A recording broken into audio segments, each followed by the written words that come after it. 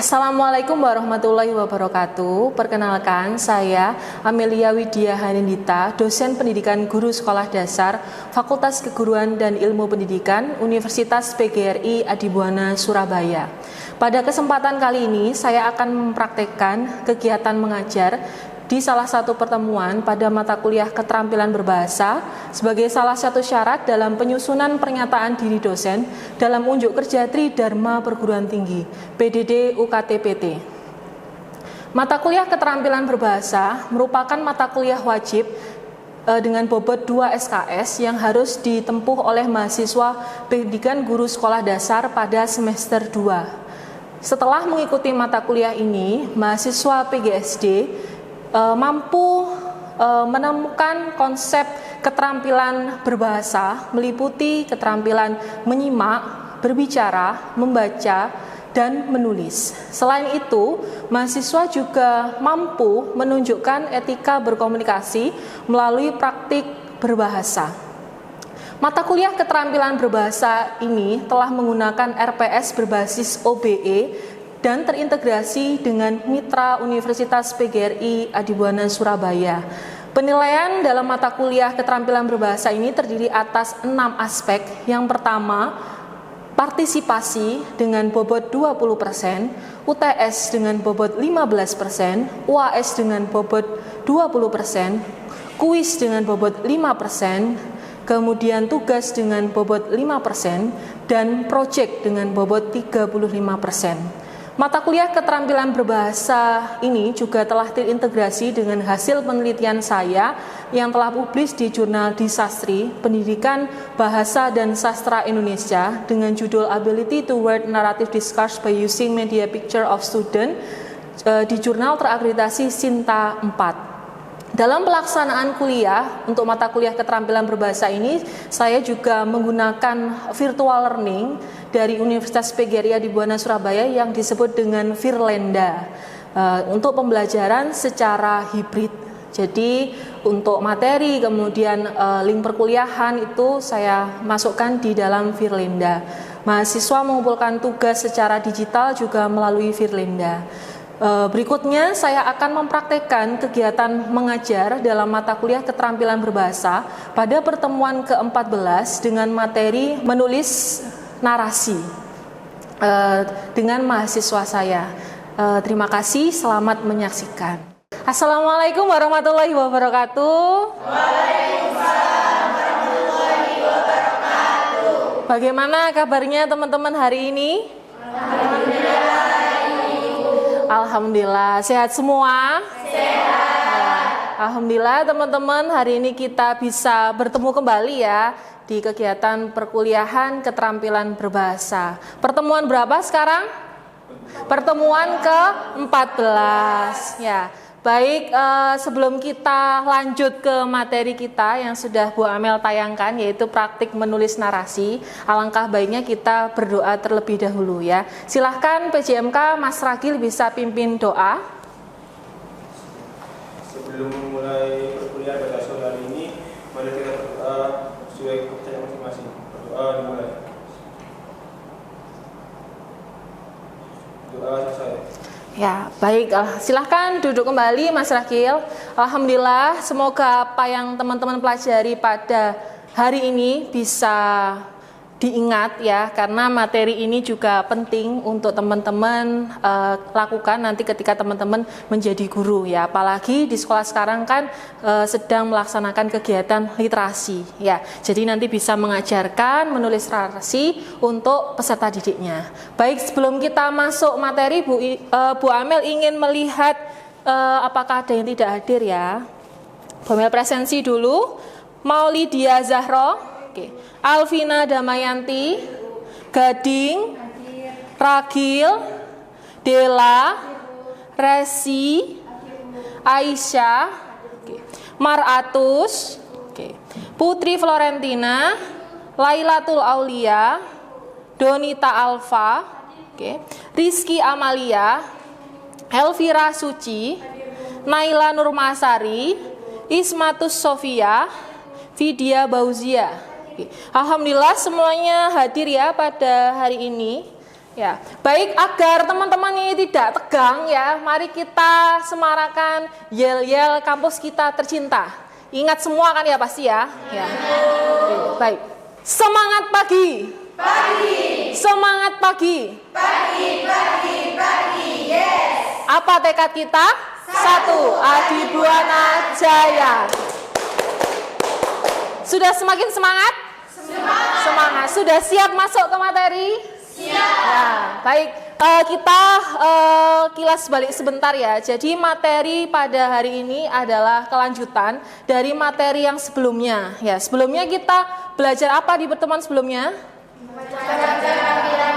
Ya, macam-macam keterampilan menulis. Ada berapa macam keterampilan menulis yang teman-teman ingat kemarin? 25. Ya, ada 25 macam. Ya, salah satunya adalah menulis narasi yang akan teman-teman praktekkan untuk tugas proyek kita pada mata kuliah ini. Ya, oke. Jadi tujuan pembelajaran kita pada hari ini apa? Ya, tujuan pembelajaran kita pada hari ini yaitu mahasiswa mampu mempraktikkan keterampilan menulis narasi. Ya, keterampilan menulis ini merupakan keterampilan berbahasa yang tingkatannya itu paling apa? Paling akhir ya, paling tinggi ya. Karena apa? Karena dalam keterampilan menulis kita tidak hanya sekedar apa? Menyalin ya, tidak hanya sekedar menyalin tulisan, tapi kita juga harus menuangkan apa? Menuangkan pikiran kita, perasaan kita terhadap cerita ataupun pesan yang lainnya agar bisa dibaca oleh pembaca ya teman-teman ya. Nah, oleh karena itu nanti teman-teman akan mempraktikkan keterampilan menulis narasi ini secara individu ya. Ada yang masih ingat apa itu narasi? Jadi teks narasi itu adalah sebuah karangan yang berisi tentang runtutan peristiwa yang bersifat kronologis, Bu.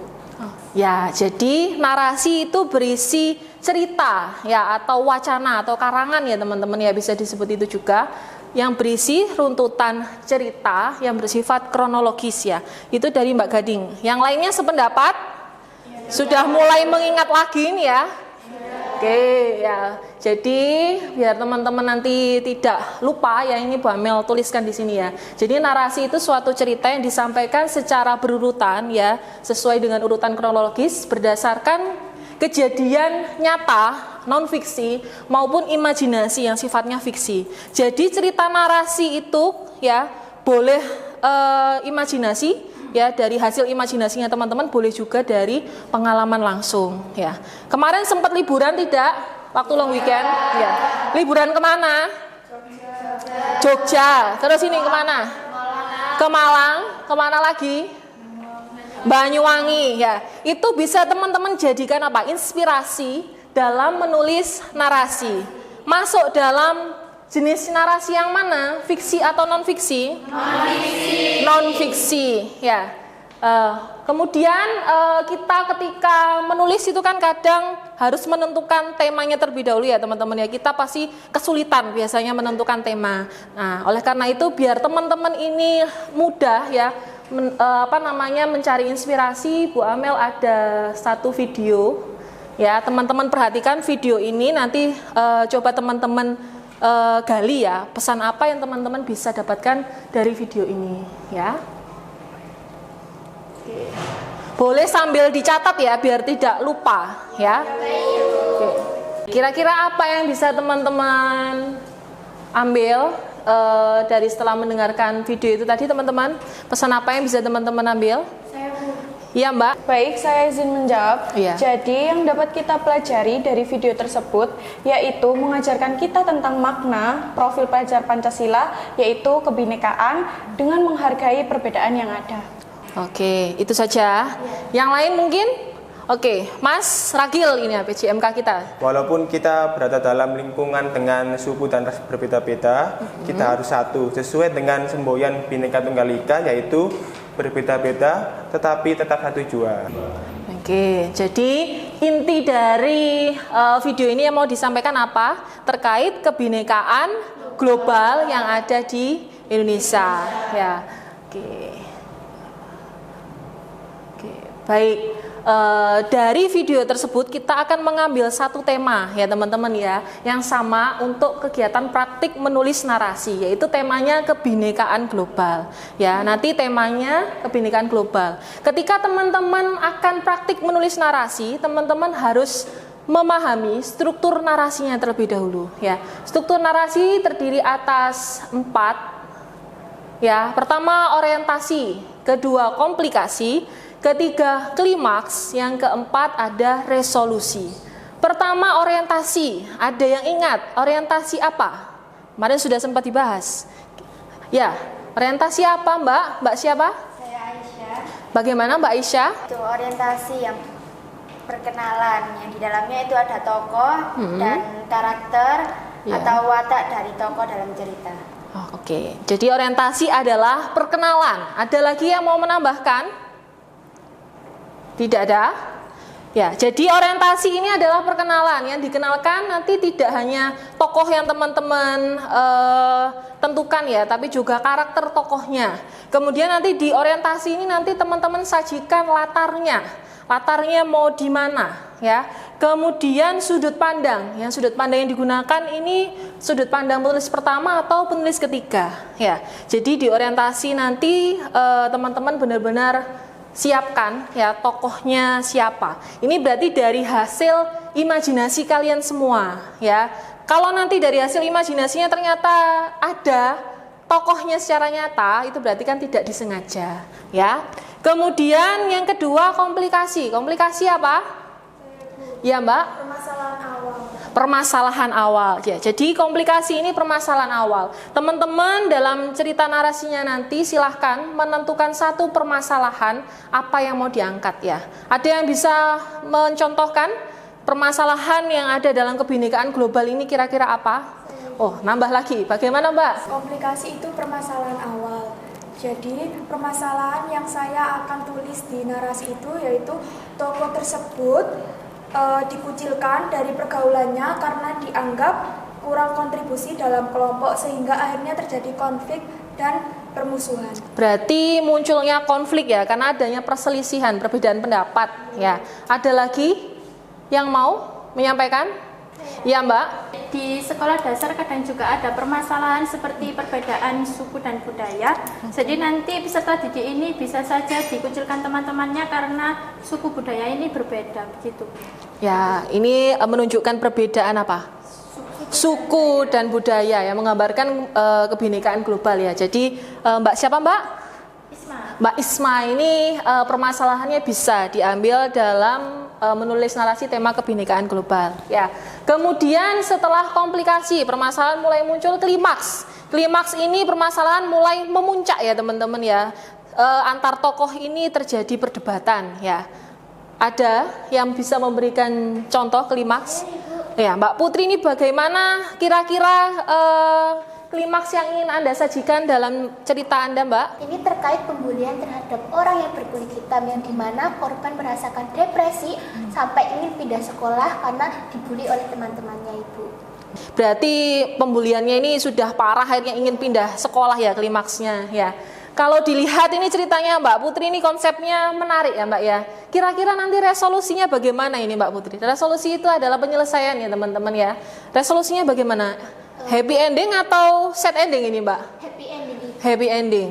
Karena setiap orang itu pasti mempunyai kesalahan, tetapi dari setiap orang yang ingin mempunyai niat yang ingin berubah itu kita baik memberikan kesempatan kedua. Oke, ada lagi yang mau menyampaikan kira-kira nanti resolusi dalam kisah cerita narasi saya itu bagaimana? Apakah happy ending ataukah berakhir sedih ya? Bagaimana Mbak? Rencana cerita yang saya ambil ini happy ending Bu, agar dapat menginspirasi dan menanamkan nilai persatuan. Agar menanamkan semangat persatuan, biar tidak membeda-bedakan ya. Oke, teman-teman rata-rata ini tadi masih berakhir bahagia semua. Boleh loh ya nanti kalau misalnya berakhir sedih atau ceritanya itu agak gantung ya. Karena kenapa? Karena itu pembaca itu kadang itu lebih menyukai cerita yang bisa memikirkan sendiri akhir ceritanya seperti apa. Jadi tidak harus semuanya itu berakhir bahagia ya, tapi boleh berakhir bahagia. Memang apalagi ini ditujukan untuk anak sekolah dasar ya. Jadi teman-teman nanti ini temanya jangan percintaan ya, karena adanya perbedaan budaya nanti ditolak oleh keluarganya ya. Lebih ke karena ini digunakan untuk anak sekolah dasar nantinya, jadi boleh ke hubungan pertemanan ya, atau hubungan keluarga gitu ya. Jadi teman-teman selain memperhatikan strukturnya ya, nanti tulisan teman-teman ini silahkan dituangkan dalam 3 sampai 5 halaman ya, ukuran A5 ya. Boleh dicatat semua biar tidak lupa ya. Jadi dikerjakan di halaman format kertasnya A5 ya, atasnya marginnya 3, bawah 3, kanan 3, kiri 4 ya. Fontnya Cambria, spasinya 1,15 ya. Tugas praktik menulis narasi ini ya dikumpulkan minggu depan. Jadi waktunya 1 minggu, dikerjakan secara individu ya teman-teman ya. Oke. Sampai sini ada yang mau ditanyakan? Belum? Sudah bisa memahami? Sudah. Oke, baik, kita lanjutkan. Oke. Nanti pengumpulannya print out ya teman-teman ya. Kemudian dikumpulkan juga di Firlenda ya untuk dokumen, karena nanti rencananya akan Bu Amel HKI-kan ya cerita kalian.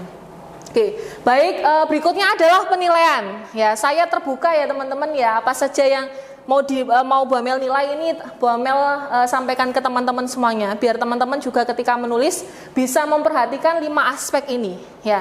Pertama apa? Struktur narasi.